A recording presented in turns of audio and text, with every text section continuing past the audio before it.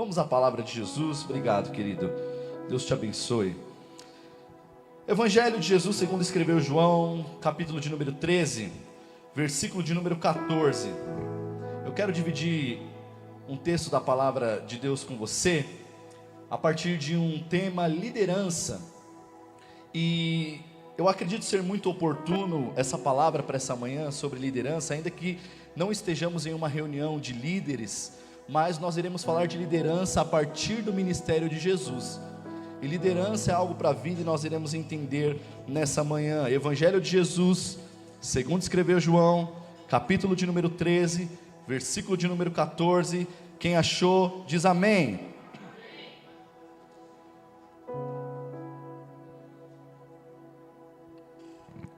Diz assim: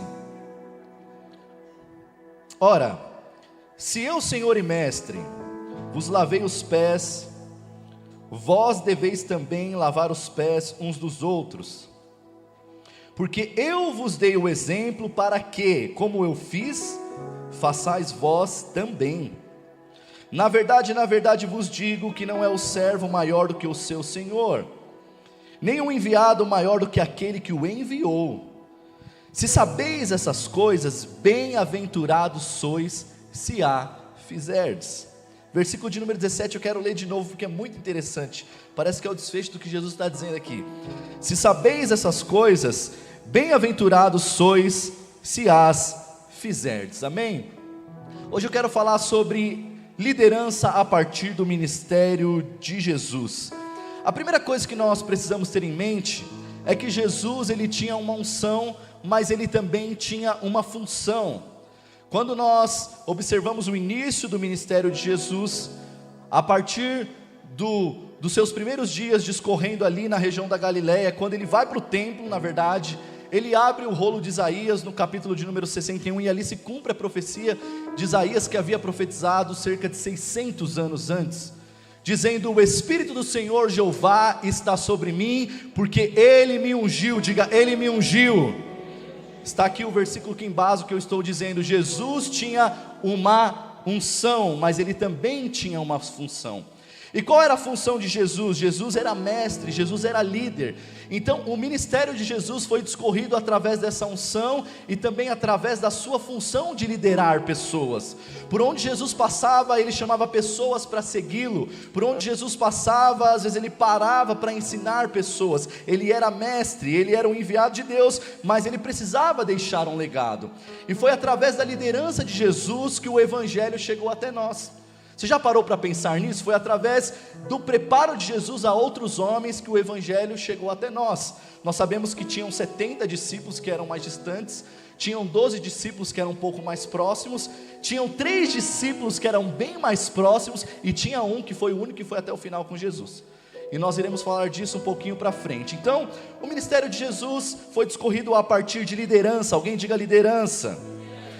E o tema liderança é um tema muito presente na nossa vida, porque existe uma frase do pastor Mateus Soares que diz que é impossível viver sem liderar, e é impossível viver sem sermos liderados. Mas você pensa, não, mas eu não lidero ninguém, pastor. Primeiramente você deve entender que você deve liderar a si mesmo.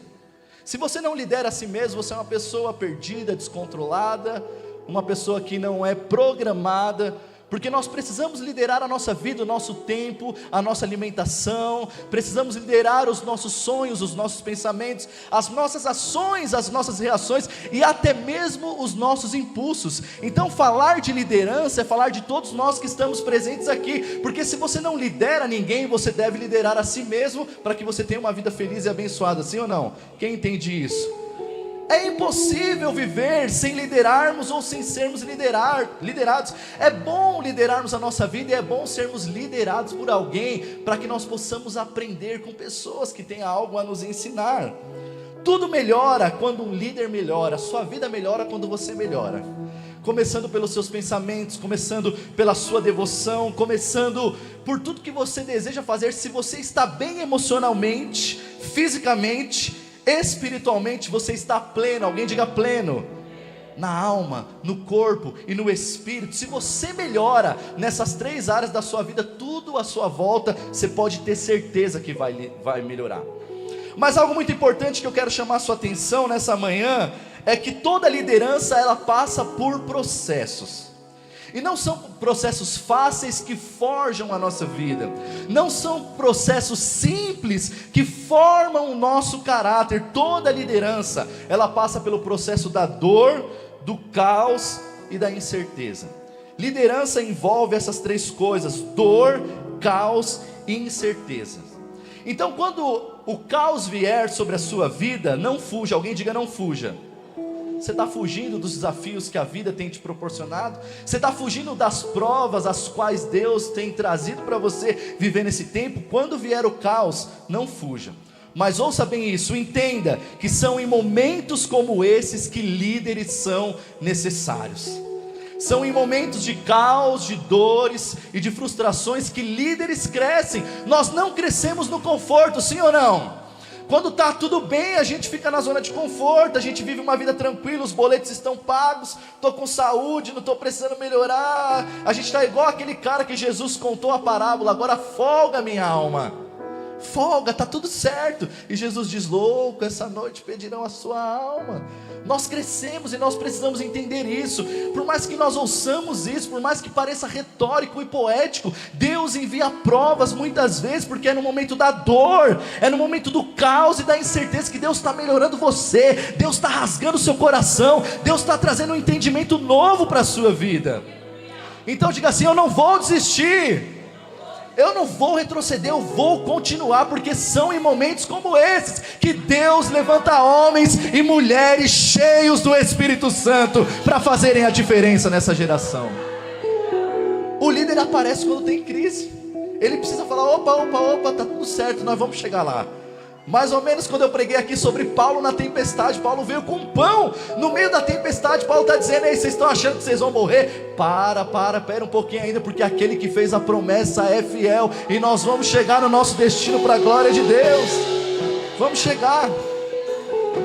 Existe um pastor que ele é conhecido como uma das vozes, uma das autoridades no assunto liderança, chamado John Maxwell.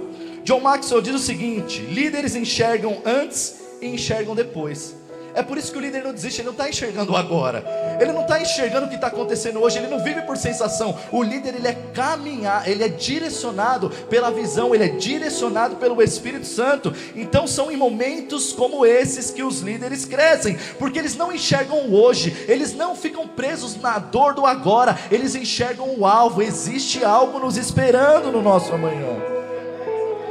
Preste atenção nisso, líder. Você que é líder do seu lar, você que é líder do seu casamento, você que é líder dos seus filhos, preste atenção nisso. O líder tem uma responsabilidade com o futuro e não com o momento. Não viva de momento, não viva de sensações. Nós precisamos olhar para o alvo, e o alvo é Jesus. Existe algo nos esperando para o nosso amanhã.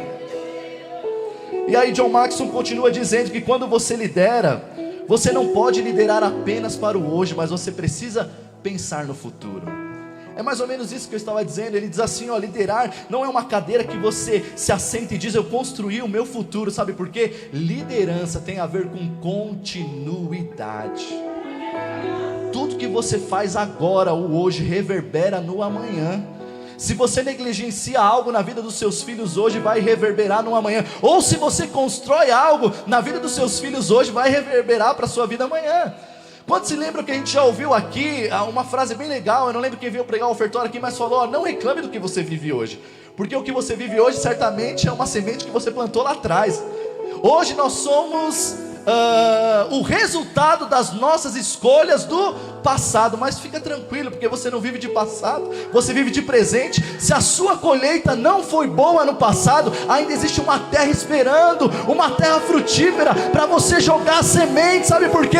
Existe um futuro glorioso esperando você, existe um futuro glorioso esperando a sua casa. É isso, glória a Deus. Não é sobre isso, está tudo certo, os boletos estão pagos. Seja qual for a sua área, irmão, você que é um empresário, você que é um líder na igreja, você que é um músico, está tudo certo. Já aprendi a tocar nessa muca, já aprendi a fazer o solinho que eu tirei lá e já está tudo certo. Não, eu preciso entender que existe algo me esperando para o meu amanhã.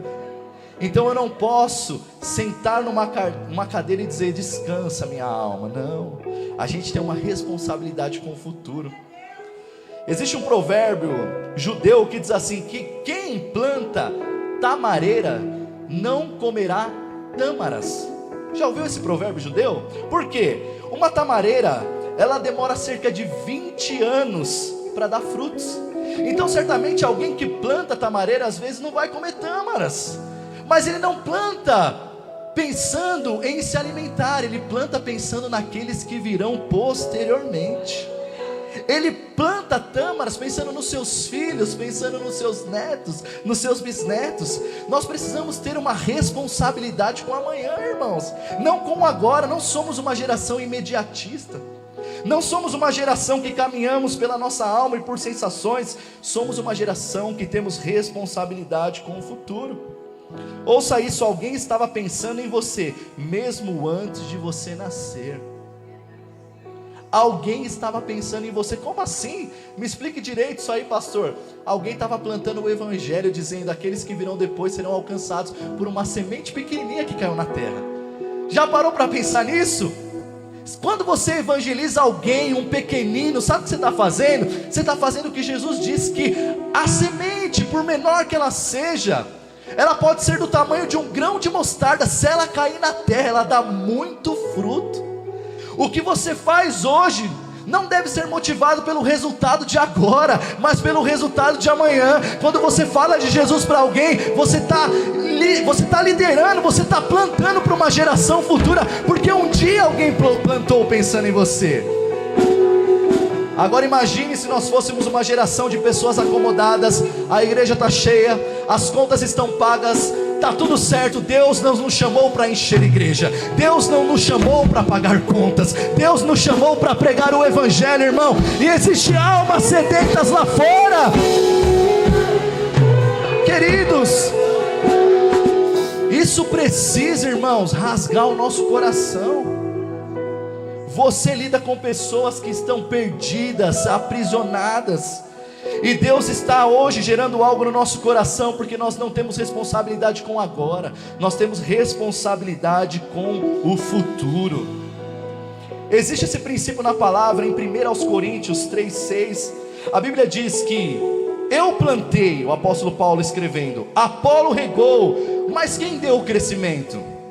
Deus deu o crescimento. Paulo não plantava para colher, Paulo plantava, às vezes ele nem sabia quando a semente ia germinar. Deixa eu falar algo para você. Talvez você tenha uma frustração muito grande na sua vida. Você começou um projeto, você começou algo no seu ministério, você começou a fazer algo que estava queimando no seu coração e não deu certo, mas você olha para a tua história e você diz: meu Deus, como eu pude passar por essa estação? Eu sofri tanto, eu fiz tanto, eu amei tanto e parece que não deu certo. Ei! Paulo plantou, Apolo regou, mas quem dá o crescimento é Deus. Quando você estiver diante de Jesus naquele grande dia, Ele vai dizer: lembra aquele dia da frustração? Lembra aquele dia que você pregou e ninguém aceitou Jesus? Lembra aquele dia que não deu certo? Olha aí os frutos, olha aí os frutos. Serão pessoas ganhas para Jesus através da tua fé. Glória a Deus, glória a Deus, aleluia. Ah, meu querido, se você crê nisso, glorifica Jesus aí, por favor. Meu Deus do céu, como tem gente que às vezes parece que não está comendo a palavra. Irmão, é a palavra de Deus para você, não é a minha palavra não, irmão, segura aí. Se você achar que é eu que estou pregando, irmão, você vai sair daqui vazio, vai sair para uma vida de mesmice. Mas se você entender que é o Espírito Santo de Deus te sacudindo e dizendo: acorda aí, querido, porque tem algo novo para a sua vida, você vai sair daqui para viver algo novo ainda essa semana, no nome de Jesus. Aleluia. Você precisa treinar pessoas para fazerem amanhã aquilo que você faz hoje. Você precisa treinar os seus filhos para fazerem amanhã aquilo que você faz hoje. O que você faz hoje? Será que o que você faz hoje é uma boa opção para os seus filhos no futuro? Ou você muitas vezes é aquele pai que conta uma mentirinha e seu filho está vendo? Ou você é aquele pai que muitas vezes deixa escapar um palavrão e há anos você está no evangelho e seu filho está vendo? Treine os seus filhos com responsabilidade, para fazerem hoje aquilo que você faz amanhã. Se você é alguém honesto, seus filhos serão pessoas honestas. Se você é alguém que paga suas contas em dia, seus filhos serão pessoas que pagam as contas em dia. Se você é uma pessoa educada que passa a dar bom dia, boa tarde, boa noite, seus filhos farão o mesmo. Mas se você não faz isso, não cobre dos seus filhos aquilo que você mesmo não é capaz de dar. Vamos para a parte prática, pastor. Como que a gente faz para treinar pessoas? Porque falar tudo bem, mas quais são as ferramentas que eu posso ter para treinar pessoas? Vou te ensinar, é bem pedagógico. Primeiro, eu faço e você olha. Primeiro passo para treinar alguém, eu faço e você observa. Porque as pessoas aprendem também com os olhos, observando. Eu faço e você olha. Segundo passo, eu faço e você faz comigo também. Não faz tudo não, não termina a receita não. Deixa seu filho quebrar o ovo, deixa ele colocar o pó royal. Não coloca tudo não, dá para ele, mas vai errado, nós faz de novo. Eu faço e você faz junto comigo. Terceiro, você faz, filho, e o papai olha. Você faz, eu olho. E quarto, é quando ele está pronto. Por quê? Porque ele faz e você confia. Ele faz e você treinou. Ele faz e você não negligenciou princípios. Ele faz e está pronto para ser enviado. Por quê? Porque ele passou por o processo, ele foi treinado. É isso que nós temos que fazer, liderando para o futuro, identificando características importantes na vida das pessoas. Sabe por quê? Muitas vezes a gente acha que também a gente pode colocar pessoas para suprirem lacunas. Tem que entender perfil também, porque nem todo mundo tem perfil para coisas que são singulares. Mas existe algo importante para você identificar além da habilidade. Qual é, pastor? Qual é a forma de influência que essa pessoa tem com outras pessoas? Por que você está falando isso, pastor? Preste atenção, porque tem gente que gerencia processo achando que está liderando. Tem muita gente que vem do mercado trabalhar com a igreja e não consegue fazer nada. Por quê? Gerenciar processo é uma coisa, liderar é outra. Porque liderança tem a ver com pessoas e não com processos. Liderança tem a ver com tato. Se você não gosta de gente, irmão, vai fazer outra coisa. Então, para você levantar alguém como discípulo de Cristo, primeiro você tem que amar a gente, porque Jesus amou pessoas. Liderança é uma coisa, gerenciamento de processo é outra. Então você precisa identificar 3 características. Quantas características? Irmão, eu estou só na introdução, vem comigo. 3 características. Primeiro, raio de influência. Como que essa pessoa lida com outras pessoas, se ela gosta de gente ou não. Porque tem gente que quer fazer as coisas por fazer, porque quer, às vezes quer microfone, porque quer falar, não porque tenha algo a dizer, não porque tenha algo a passar, porque não gosta de gente, não tem relacionamento. Influência. Segundo, bom caráter. Caráter, irmão, é crucial para que você treine alguém. Jesus pode transformar caráter? Pode, se quiser. Nós vamos falar um pouquinho mais para frente de Pedro e Judas. Jesus pode transformar caráter, mas é algo que a gente tem que começar a identificar. Essa pessoa aí mente, essa pessoa aí trapaceia, essa pessoa aí gosta de contar mentira. E proatividade, sabe por quê? Tem gente que resolve problema, mas tem gente que adora criar um problema, sim ou não? Tem gente que cria problema o tempo todo, e essas pessoas Deus usa também para nos esticar, sim ou não? Usa também. Mas nós precisamos entender perfis para que nós possamos formar pessoas para o futuro. Primeira característica a partir da liderança de Jesus. Jesus liderava pelo exemplo. Digam após mim: Jesus, mais alto, Jesus liderava pelo exemplo. E aqui é o calcanhar de Aquiles de muita gente. Jesus não apontava o caminho sem que ele mesmo estivesse disposto a percorrê-lo. Porque é muito mais fácil você falar para alguém: vai para a direita, mas e você é um exemplo de alguém que vai para a direita? Ou você é um líder poético, ou você é um líder retórico, você é uma pessoa que fala, mas não faz. Jesus contou a parábola do bom pastor que deixa as ovelhas para ir em busca de uma perdida. Jesus não apenas contou essa parábola, mas um dia ele atravessa uma grande tempestade, chega no território de Gadara para libertar um único homem. Quantos homens? Um único homem. Jesus foi lá, porque ele não apenas falava do pastor que deixava as ovelhas, ele era o bom pastor que ia em busca das ovelhas perdidas. Ele foi em busca daquele homem, libertou aquele homem, e ele não fez mais nada naquele lugar. Não há registro histórico, não há nos 4 evangelhos. Jesus liberta aquele homem, permite que os demônios vão para a manada de porco e fala assim: agora tchau que eu estou indo embora. O que é isso? Liderar pelo exemplo, irmão. Liderar pelo exemplo, entender que pessoas são importantes, entender que o Senhor nos chamou para que nós possamos não apenas apontar o caminho, mas para que possamos percorrer o caminho. Se você é alguém intenso na sua vida com Deus, as pessoas que te rodeiam também serão intensas. A gente fala uma frase, preste bem atenção, que muito pastor não gosta de ouvir: a sua igreja é o reflexo da sua pessoa. Nossa, pastor, mas como que você tem coragem de dizer isso? Eu estou passando por dificuldades. Tá bom, mas a sua igreja não é medida no hoje, mas no todo. Você não é os seus resultados de agora, você é o resultado da sua história. Você está construindo a sua história. Então quando nós crescemos na nossa vida com Deus, quando nós praticamos aquilo que nós pregamos, as pessoas que estão à nossa volta, elas são inspiradas. Alguém diga inspiradas. Há uma grande diferença de delegar e inspirar. Delegar é você pedir para fazer porque você tem autoridade, te foi outorgada essa autoridade. Mas inspirar é você muitas vezes nem precisar abrir a boca, e a pessoa vai se sentir constrangida. Porque você viu o pastor aquele dia, o que ele estava fazendo? Estava com a vassoura na mão. Pastor precisa estar com a vassoura na mão? Não, ele tem que ensinar a palavra, tem que fazer, tem que se dedicar à oração e ao ensino, como está na Bíblia, porque a obra do Senhor é organizada. Mas de vez em quando ele tem que pegar a vassoura também, irmão. Para quê? Para que os irmãos vejam que ele simplesmente não manda, mas que ele lidera pelo exemplo. É ou não é, irmão? Então é isso. Eu tenho procurado, e Deus sabe disso, com muita responsabilidade, pastorear com o exemplo da minha vida. Se você acha que o seu pastor é um homem de fé, pode imitar, porque isso é algo da Bíblia. Se você acha que o seu pastor é algo resiliente, seja resiliente também, porque muitas vezes o maior sermão que vai transformar a sua vida não é aquele que é pregado com microfone, não, mas é aquele que é pregado com atitude. Então isso precisa constranger o nosso coração. Poxa vida, está sofrendo, está sendo moído por Deus, mas se Ele consegue, eu consigo também. O que eu estou passando muitas vezes não é nada perto do que você está passando, mas quando você continua firme, resiliente, eu olho para você, eu me constranjo, eu falo: meu Deus, se esse irmão consegue, eu consigo também.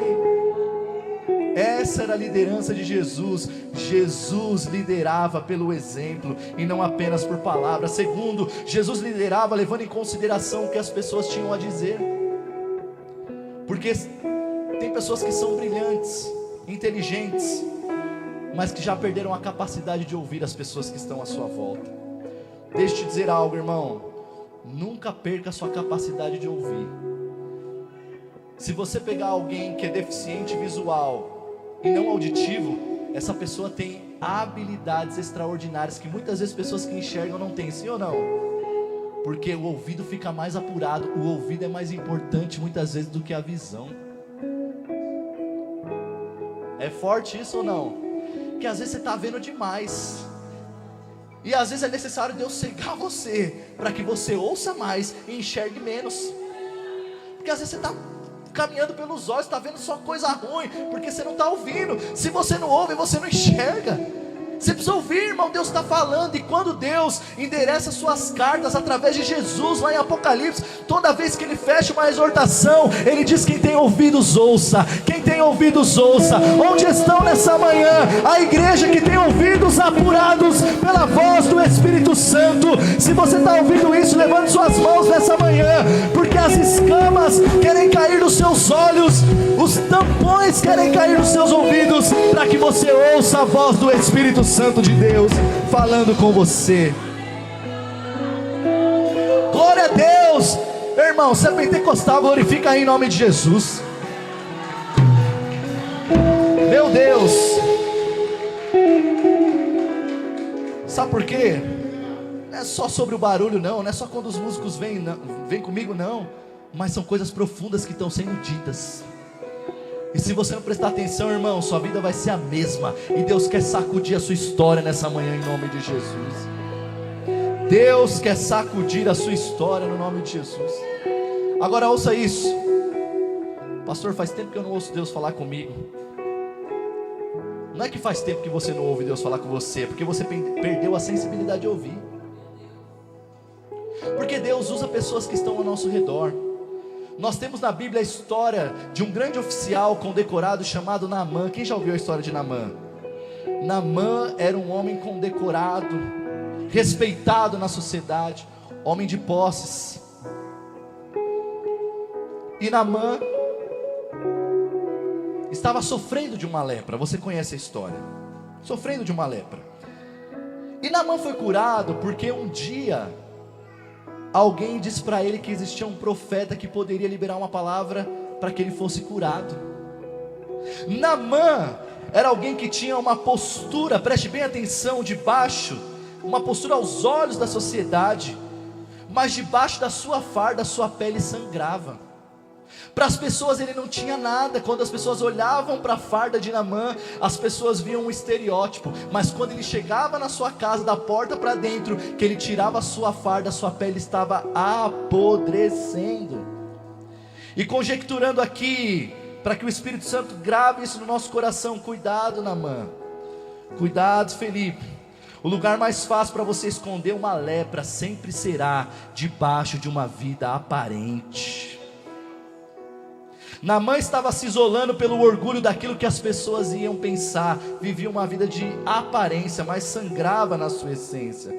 Mas um dia alguém falou para ele: Naamã, existe um profeta, homem de Deus, que pode liberar uma palavra para você e você pode ser curado. Quem era essa pessoa? A escrava da sua casa. Era Deus falando com Naamã ali, sim ou não? Era Deus falando com Naamã. Mas por que Naamã foi curado? Pelo poder de Deus? Sim. Mas porque ele teve a capacidade de ouvir alguém.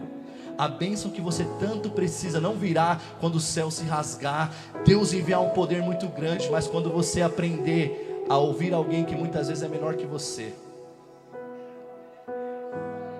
Às vezes é um funcionário na sua empresa, aquele cara não fala nem um português correto, mas Deus está usando para falar. Quem é esse cara? Não sabe nem pregar, não sabe nem falar Bíblia. Quem é ele para falar comigo? Alguém que é menor que você, mas que está sendo usado por Deus para falar com, oh, meu Deus do céu. A grande questão não é que Deus não esteja falando, a grande questão é se nós temos a capacidade de ouvir. E Deus está usando profetas nessa geração. Deus está usando o seu filho, Deus está usando o seu amigo de trabalho, Deus está usando o seu pastor, Deus está usando até o ímpio para falar com você, para que você seja curado. Aleluia, aleluia.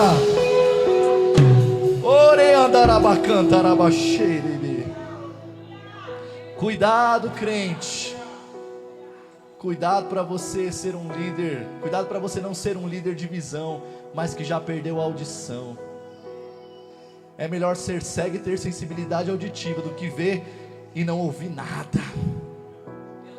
Meu Deus, estou querendo dar lugar aqui que o negócio está forte, irmão.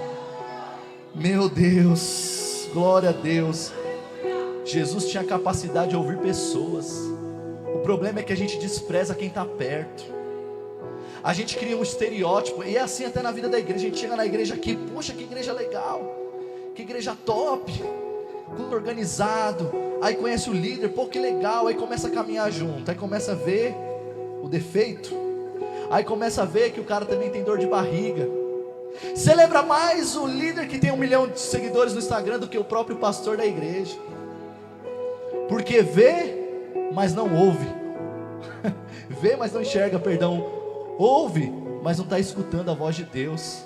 Perdeu a sensibilidade. Se familiarizou com coisas exteriores e perdeu a capacidade de ouvir pessoas que estão próximas, que Deus tem colocado para mudar a sua história, varão. Que o Senhor sacuda a nossa geração entendendo que nós estamos no lugar certo, na hora certa, com as pessoas certas. As pessoas mais incríveis do mundo são aquelas que estão sentadas aí do seu lado. Pessoas que Deus colocou aqui, pessoas que fazem parte da sua história, pessoas que fazem parte da sua igreja. É isso, irmão. Sabe por quê? Às vezes a gente espera uma conferência para ser um crente raso. Espera um pregador de fora para ser um crente que, sei lá, faz alguma coisa diferente, irmão. Porque a gente perdeu a capacidade de ouvir a voz do Espírito Santo. E Jesus diz assim: aqueles que não desprezarem os meus pequeninos, eu também não desprezarei. Jesus está usando os seus pequeninos, irmão. Às vezes você está olhando para cima demais e está esquecendo de olhar para baixo. Está esquecendo de olhar para os lados. Jesus está usando da direita, Jesus está usando da esquerda, Jesus está usando o pastor, Jesus está usando o líder, Jesus está usando o seu marido, Jesus está usando a sua esposa. Ei, Jesus está usando. Se você crê nisso, joga a sua mão para cima e glorifica a Jesus. Ei, em nome do Senhor, nessa noite vozes proféticas estão se levantando nesse lugar para a glória de Jesus. Aleluia, aleluia, aleluia.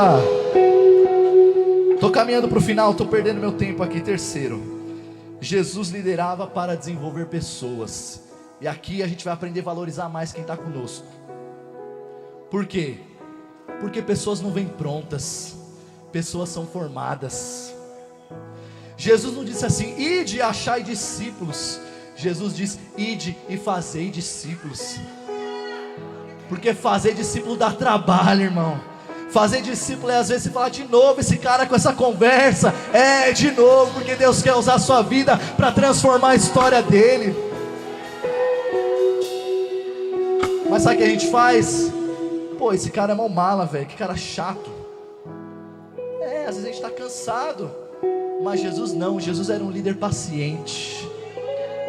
Porque ele não enxergava o agora, Jesus enxergava o amanhã. Certamente se nós estivéssemos no time de Jesus, a gente ia falar: você é doido, Jesus, você escolheu Pedro, você escolheu Judas, o cara que vai te trair, o cara que vai te negar. Mas Jesus não liderava para o hoje, Jesus liderava para o amanhã. Por que você está querendo acabar com esse relacionamento aí? Pastor, porque esse homem não muda, essa mulher não muda. É porque ele não veio pronto, não, ele está sendo formado por Jesus.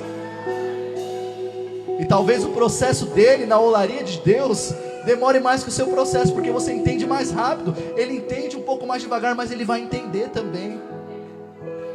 Porque foi dito pelo Claudião aqui: aqueles que vêm a mim, de maneira nenhuma os lançarei fora. Você não é um objeto, você é alguém importante para Deus. Você foi desenvolvido e comprado pelo precioso sangue de Jesus. Agora ouça isso: tem gente que não vai dar certo, não é porque não tem potencial não, mas é porque caiu nas mãos erradas. É mais fácil falar: ele era assim mesmo. Não, você que não insistiu, você que não persistiu, você que não teve visão. Ele não deu certo, não é porque ele não era bom não, é porque ele caiu na mão errada. Difícil, né? Mas é verdade. Sabe por quê? Porque liderar existe paciência. Paciência. Para ilustrar isso, nós temos na Bíblia a história de Barnabé e Paulo. Quando você vai para Atos, capítulo de número 13, eles vão para a primeira viagem missionária. E João Marcos é mencionado em Atos, capítulo de número 11. Em Atos, capítulo de número 11, a Bíblia diz que Barnabé e Saulo estão ali, e João também. E a Bíblia diz que em Antioquia, pela primeira vez, eles foram chamados cristãos. Então fica aqui a título de informação para você: em Antioquia, Atos capítulo de número 11, foi a primeira vez que os crentes foram chamados cristãos, porque foi exatamente ali que eles se tornaram parecidos com Jesus. E olha o ambiente dessa igreja: eles são direcionados pelo Espírito Santo a irem pregar na região da Ásia Menor. E a história vai dizer que Barnabé diz: vamos, Saulo, a gente vai levar Marcos conosco também. E João Marcos foi, só que você conhece a história. No meio do caminho ele falou: não quero, não é para mim isso aí não. Ele era jovem, ele era imaturo e ele ainda não havia sido formado, mas ele estava em treinamento. E aí ele foi para trás. Paulo ficou bravo, Paulo era colérico. Se você tiver a oportunidade, estude sobre a vida do apóstolo Paulo. Ele era sanguíneo, Paulo era pau, pau, pedra, pedra. Falou, ele já dava no meio, na frente de todo mundo, e era daquele jeito. Mas Deus nos usa a partir de situações peculiares. Deus não quer que você imite ninguém, Deus não quer que você seja parecido com ninguém. Você é um ser singular. Se existe algo que Deus vai transformar em você, Ele vai e acabou. Mas não queira parecer com os outros. Algo que não é original é muito ruim, sim ou não? Paulo era daquele jeito, e ainda assim ele era um vaso de honra para Deus. Dá uma glória a Deus mais forte aí, irmão. Porque às vezes você olha para você e fala: eu sou chato mesmo, sou difícil mesmo. Mas você é um vaso de honra, irmão. Você é um vaso de honra igual o apóstolo Paulo. E aí Marcos vai embora, presta atenção, eu estou acabando, presta atenção. Marcos vai embora e depois eles voltam para Antioquia, na Síria. E na segunda viagem missionária, Paulo chega para Barnabé e fala: Barnabé, a gente vai revisitar as igrejas que nós plantamos. Barnabé falou: nós vamos, e eu vou levar João Marcos. Paulo falou assim: então você vai ficar aí porque eu não vou com você. Esse foi o motivo de separação entre Paulo e Barnabé. E deixa eu te dizer algo, sabe quem inseriu Paulo no colégio apostolado quando ele teve um encontro com Jesus no caminho de Damasco? Adivinha quem? Barnabé. Barnabé que ajudou Paulo. E agora Paulo está dizendo: Barnabé, o problema é seu, eu não vou levar esse cara com a gente não vou levar esse moleque, ele não está pronto. Mas ele estava sendo preparado, porque pessoas não vêm prontas, pessoas precisam ser formadas. E aí Paulo separou de Barnabé. E Marcos foi o primeiro cara que escreveu o evangelho. O evangelho de Marcos foi o primeiro evangelho a ser escrito. Anote isso aí na sua Bíblia. Crente bereano tem que saber disso. O evangelho de Marcos foi o primeiro evangelho a ser escrito. Não foi Pedro que andou com Jesus, não foi João que andou com Jesus, ok? Lucas também não andou com Jesus, mas era um cara inteligentíssimo, era um médico, era um doutor. E Marcos foi o primeiro que escreveu. Antes de todos os outros, Marcos escreveu o primeiro relato da vida de Jesus. E ele não andou com Jesus, mas Barnabé apostou nele. Por quê? Porque pessoas não vêm prontas. Agora Paulo começa a caminhar e o Espírito Santo começa a trabalhar na vida de Paulo. E agora Paulo está preso em Roma, na antessala da morte. Paulo vai morrer. O governador lá, o imperador já havia assinado o edito: será decapitado. Aí Paulo escreve para Timóteo o seguinte: Timóteo, eu estou próximo a cumprir o meu chamado, eu guardei a fé, percorri a minha carreira, combati o bom combate, mas eu guardei a fé. Só que é o seguinte, faz um favor para mim antes da minha morte, traz a minha capa porque está frio. Paulo estava numa prisão subterrânea, lugar frio, inóspito. Traz a minha capa porque eu estou com frio. Paulo experiente, mais velho aqui, já não era mais aquele Paulo plantador de igreja. Traz também os meus livros. O que um cara que está na antessala da morte quer? Livro. Porque agora ele é experiente, ele sabe que até o último minuto ele é apto a aprender uma coisa nova. Porque quem já acha que não precisa aprender nada já está pronto para ir para o céu, para a glória. Mas Paulo está dizendo: não, eu quero aprender mais um pouco. Se me resta um minuto de vida, eu quero aprender, porque agora ele é experiente. E quando a gente pega certa experiência na vida, irmãos, toda a vaidade cai. Eu tenho algo novo para aprender. Eu aprendo com o Adriano, eu aprendo com o Rogério, eu aprendo com o Camilo, eu aprendo com a Fernanda, eu aprendo com o João, eu aprendo com a Tiala, eu aprendo com o filho da Tiala, eu aprendo com todo mundo que está aqui, porque enquanto eu tenho vida, enquanto Deus me deu inteligência, eu não posso perder a humildade e a sensibilidade de que eu preciso aprender algo novo a cada dia. E por último, Paulo diz assim: traz também Marcos consigo. Que Marcos? Aquele que você deixou para trás. Você tem certeza? Traz Marcos também consigo. Sabe por quê? Porque agora ele me é muito útil, Barnabé. Ah, Paulo, mas não foi você que gastou tempo com ele, agora você está dizendo que ele é útil. Ele é útil. Por quê? Porque Barnabé apostou, Barnabé é incentivador. Ei, Deus está levantando Barnabés aqui nessa manhã. Pessoas que formam, pessoas que apostam, pessoas que não desistem. Porque para todo Barnabé incentivador existe um Marcos para a próxima geração, para proclamar o nome de Jesus. Oh, aleluia! Glória a Deus, glória a Deus. Meu Deus. Para todo Barnabé que se levanta no seio da igreja, Deus está levantando um Marcos. Meu Deus, isso é forte demais. E quem são os Marcos de hoje? Pessoas que dão trabalho, irmão. Pessoas que não são crentes, mas que se tornarão. Agora olha que algo incrível. Os historiadores dizem, eu tenho mais 9 minutos, eu vou fazer em 5 minutos talvez, vou entregar o microfone aqui. Os irmãos querem que eu termine, eu posso continuar? Querem que eu termine, eu posso continuar? Quem está pensando no feijão pode ir embora. Você quer a palavra, tem alimento de Deus para você aqui. Os historiadores dizem que talvez Marcos não tivesse chegado antes de Paulo morrer. E o que nós entendemos? Que Paulo terminou seus dias sentindo falta de alguém que quando precisou de uma segunda oportunidade ele não soube dar. Cuidado, porque às vezes você está chutando pessoas para fora da sua vida, que mais tarde farão falta. E talvez quando você sentir falta, oh meu Deus, isso é muito forte. Talvez quando você sentir falta dessas pessoas, talvez você parta, sem matar a saudade. Paulo terminou os seus dias sentindo a falta de alguém, que quando precisou de uma segunda chance, ele não soube dar. O nosso Deus é um Deus de segunda chance.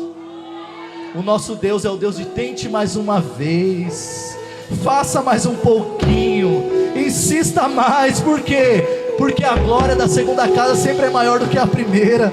Deus está preparando algo novo para a sua situação. Irmão, levante suas mãos aí e adore comigo, por favor. Glória a Deus por isso, glória a Deus. Por último, Jesus liderava respeitando o princípio da honra. Honra, aprenda isso de uma vez por todas. Honra não é o que eu celebro na presença. Honra é como eu me comporto na ausência. Porque tem muita gente chamando de honra bajulação, mas os bastidores, a coisa não é tão igual quanto parece. Porque honra não é aquilo que eu celebro na presença. Honra é como eu me comporto na ausência. E se existe alguém para a gente aprender sobre honra, é Jesus. Porque lá atrás, presta atenção, irmão, isso aqui vai fazer você dar um glória e saltar da sua cadeira. Lá atrás, quando os filhos de Eli estavam profanando o templo, Deus falou assim: eu tinha uma aliança com Eli, eu tinha uma história com a posteridade de Eli.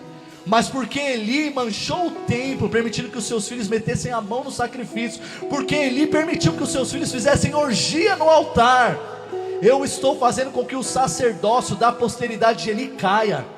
Sabe por quê, Samuel? Eu honrarei os que me honram. Se existe alguém que sabe honrar nessa terra, é Deus. Se existe alguém que sabe retribuir da maneira certa, é Deus. Então não olhe para a sua história dizendo não vai dar em nada, o que eu estou fazendo não vai dar em nada. Ei, Samuel, eu honrarei os que me honram. Eu sei honrar os que me honram. Agora escute isso. Jesus honra os seus amigos. Jesus está reunido com os seus discípulos em João capítulo de número 15. E ele fala assim: olha, ouçam algo aqui importante. Eu não chamo vocês mais de servos, porque o servo não sabe o que faz o seu senhor. Mas agora eu vos chamarei de amigos. E sabe qual é o termo grego que Jesus usa aqui? É o philos. O que é philos no grego? É gente que eu confio. É gente que tem acesso ao meu coração. É gente que tem lugar à mesa preparado. Jesus está reunido com aqueles que são próximos, que haviam deixado toda a vaidade de lado, dizendo: ei, eu não chamo vocês mais de servos. Por quê? Porque o servo não sabe o que faz o seu senhor, mas eu vos chamarei de amigos. Alguém diga amigo. Gente que eu confio, gente que tem acesso ao meu coração, gente que tem lugar à minha mesa. Meu Deus. Mas Jesus não chamou Judas de amigo, sim ou não? Quando Judas chega com os soldados da parte de Caifás, que Jesus está preso no jardim do Getsemane, quando Judas vai e identifica Jesus, o que Judas faz? Ele dá um beijo em Jesus. E como que Jesus chama Judas nesse momento? Jesus fala: Judas, aqui viestes amigo. Mas peraí, essa honra está meio esquisita, sim ou não? Se Jesus chamou de filhos aqueles que eram fiéis, se Jesus chamou de amigo, por que Jesus está chamando Jesus está chamando Judas também de amigo? Porque aqui é outro tipo de amigo no grego, é eitairos, não é filos. Porque para gente fiel é filos, para traidor é eitairos. O que é isso? Jesus está agindo com cordialidade. Jesus está tratando todos bem, porque Jesus era alguém educado. Mas para Judas, ele não está dizendo filos, aqui viestes amigo. Jesus está falando eitairos, cordialidade, educação. Mesmo sabendo que ele havia vendido Jesus por 30 moedas de prata, Jesus está chamando de uma outra maneira: Judas, agora que você se tornou filho da perdição, agora que você é filho do diabo, quando eu falo sobre honra, eu cumpro a minha palavra. Você não é mais filos, você agora é eitairos. Você não tem acesso à minha mesa, você não tem acesso ao meu coração, Você não tem acesso àquilo que é íntimo. O que eu aprendo com isso, pastor Felipe?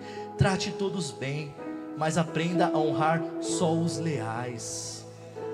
Porque muitas vezes a gente não está distinguindo a mão direita da mão esquerda.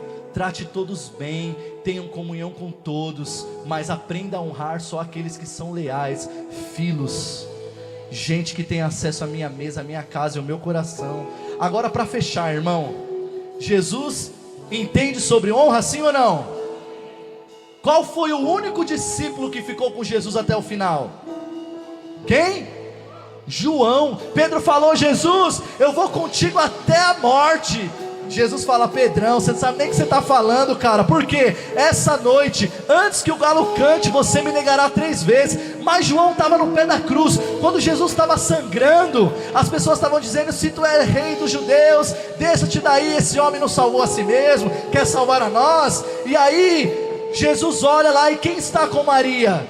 João, amigo de Jesus, alguém que recostava a sua cabeça no peito de Jesus. João foi o último discípulo a morrer. Preste atenção que eu estou acabando. Quando João está encerrado na ilha de Patmos, havia uma sentença: João, você vai morrer.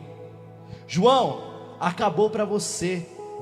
Quando você começa a ler Apocalipse, quem se apresenta para João na ilha de Patmos? Jesus. Jesus foi visitar a João, porque Jesus entende sobre a verdadeira honra. Quem ficou com Jesus até o último momento da cruz foi João. E quando João estava precisando de uma visita, quem foi visitar a João foi Jesus. Porque em matéria de honra, Ele é fiel. Os homens podem ser infiéis, mas Ele é fiel. Ele não pode negar-se a si mesmo. Eu honrarei os que me honram, mesmo na dor, mesmo na luta. Jesus está preparando dupla honra para você. Se você crê, joga suas mãos pro alto nessa manhã e aplauda Jesus.